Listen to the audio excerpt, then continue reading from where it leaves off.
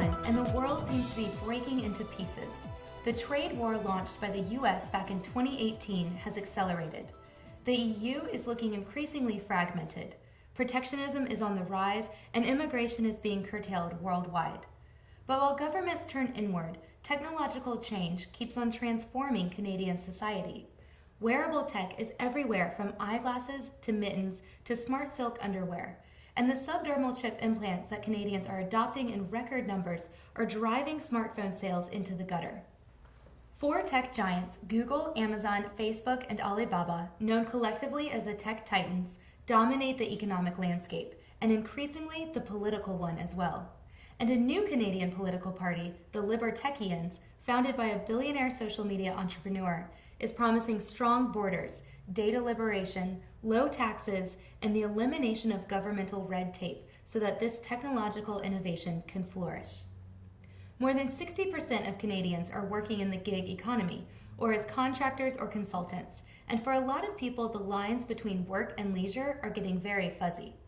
But tech makes daily life so much easier. Subdermal chips act as IDs, keys, smartphones, and more, and AI allows companies to mine all this data for new ways to make our lives more convenient and more efficient.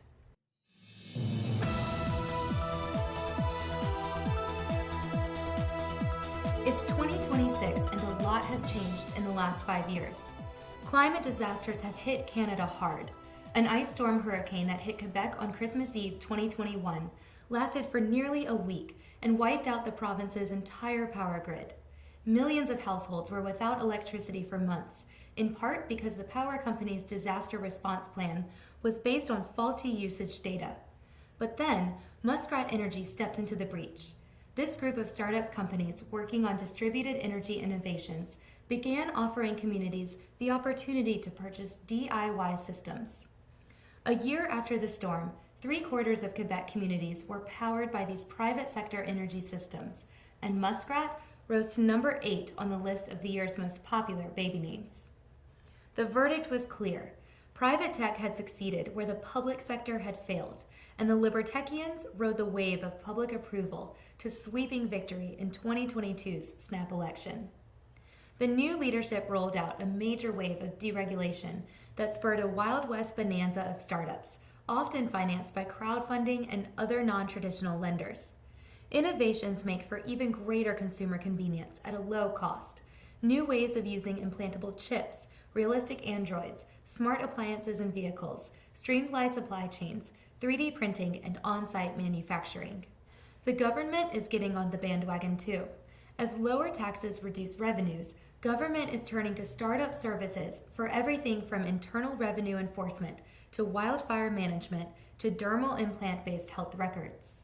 The most successful startups are bought out by the tech titans, which roll the innovations into their large platform offerings.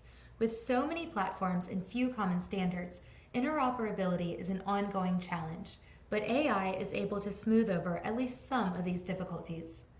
More than 4 out of 5 Canadians are now contract workers, freelancers, gig workers, or consultants, changing jobs and even careers based on the demands of the market.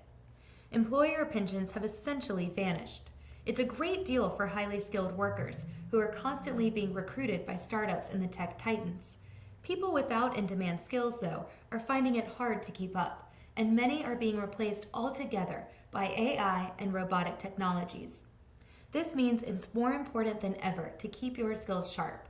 University enrollment is down, especially with so many fewer international students, so a lot of schools are shifting their focus to lifelong learning and online education. Since job requirements are constantly in flux, traditional designations and multi-year certification programs are becoming less relevant in the marketplace. What really matters is flexibility and the ability to adapt quickly to new technologies and new environments.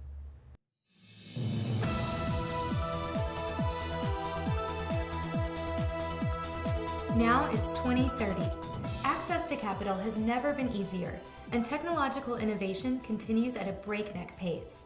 Canada's transportation and power grid is now overwhelmingly distributed and renewable, and the nation's carbon emissions are moving downward. Globally, however, it looks as if overall warming is likely to be in the neighborhood of 2.5 degrees, and the tech titans have begun to develop special refuge pods that neighborhoods and small communities can use to protect themselves from the most severe climate impacts.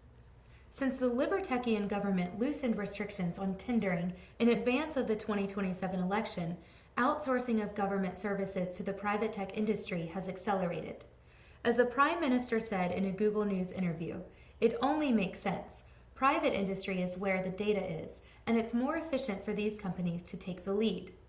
As government continues to shrink, plans are underway for an overhaul that will dramatically cut the personal and corporate income tax.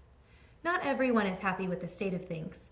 Most notably, in 2027, tens of thousands of people displaced from traditional employment by AI and robotics launched nationwide protests.